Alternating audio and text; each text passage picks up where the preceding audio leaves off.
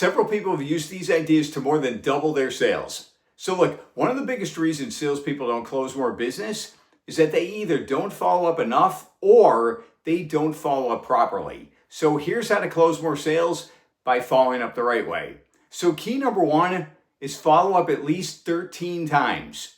So look, the average salesperson follows up with a prospect once or twice, yet 81% of sales are made between the 4th and the 13th contact.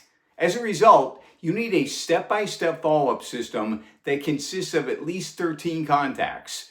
Look, two of the most important aspects when you're following up are consistency and commitment. Having and sticking to a step-by-step follow-up system with each and every prospect will ensure you have those two aspects in place.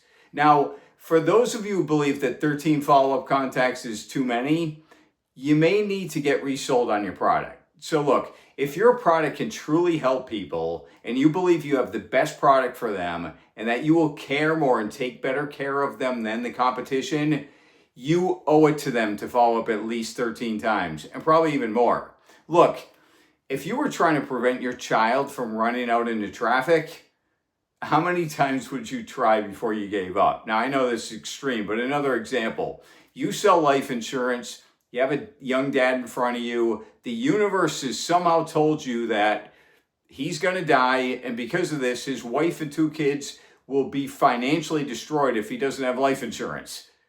In that case, how persistent would you be? I mean, if you had a cure for cancer, you'd be out telling everyone about it, and you'd be following up with everyone. Key number 2, talking benefits and add value where possible. So look, don't simply follow up with your name and that you're following up and ask them to call you. Hi, John Chapin, just following up as promised. Give me a call. No, don't do that.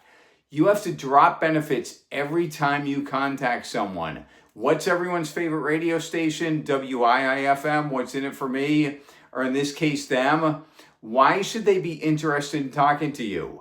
What was the reason they originally contacted you or you initially contacted them and they wanted you to follow up? What was the reason they decided to talk to you? So open each follow-up with your name and the key reasons they were interested in talking to you. Most people are so busy, they hear your name and you're following up and they may not even remember even talking to you, never mind the conversation and what it was about and why they decided to continue the conversation. So drop your name followed by the key benefits on each follow-up. In effect, it's almost like you're starting each contact like a cold contact.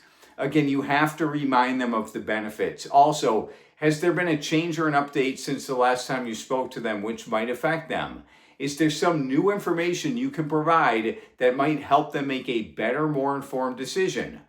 Always think in terms of what's in it for them and put yourself in their world. How can you add or show value to the prospect on each contact in addition to reminding them why should they be interested in talking to you? Why should they be interested in what you're talking about? What will they get out of it? What would cause them to be motivated to act now? Key number 3, use a variety of follow-up methods. So look, your follow-up can consist of phone calls, in-person visits, emails, text messages, even faxes. Yes, some people still use those, perhaps even carrier pigeon. Okay, that last one's kind of a joke, but I actually know somebody who used that years ago. But of these methods, obviously in-person is by far the most effective, followed by phone, mail, and text, and finally email. You want to use a variety of these, but try to focus on the more effective ones. Also, look, if you know there's something someone prefers, like they respond to texts or phone calls or whatever, use that form of communication. You can also use these methods in conjunction with one another. For example, right after you make a phone call, send them an email. One thing you want to avoid is follow up by email alone. It's impersonal. It's also the least effective because you can't be sure they read it or that they even got it to begin with. And no, do not send an email with a return receipt. I don't even need to say that, right? Key number 4, continue to stay in contact with people. So look, if you're unsuccessful with your 13 contacts and assuming there's still a viable candidate for your product, you've got to continue to stay in touch. So get them on a contact list, continue to reach out to them on a variety of methods. It's a monthly newsletter, a postcard mailer, product updates, birthday, holiday, and other cards, gifts. send in other items of interest. You can also make an occasional phone call. You can stop by in person, or you can send an email coupled with another communication.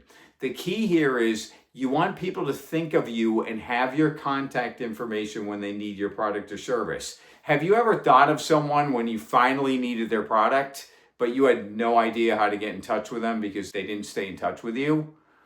A quick note here too, reach out to people about once a month with the above methods. Well, daily, even weekly contact, that's going to irritate most people. Almost all are okay with some form of monthly contact. Also, as stated under key number 2, make sure the contact has some value to the prospect. It adds something to them, gives them something extra. Another quick note on follow-up, anytime you aren't sure what to say, whether it's the first contact or the 13th or whatever, just take your best guess and call. Again, you can't go wrong with leading with your name and the primary benefits that you have. That said, most important part of follow-up is to make the contact regardless of what you say. When they take your call, you will open your mouth and a conversation will ensue. Just make that contact. So look, if you significantly want to increase your sales and make more sales, follow up with people at least 13 times, lead with benefits, add additional value where possible, use a variety of follow-up methods, and continue to stay in touch with people as long as they are viable candidates.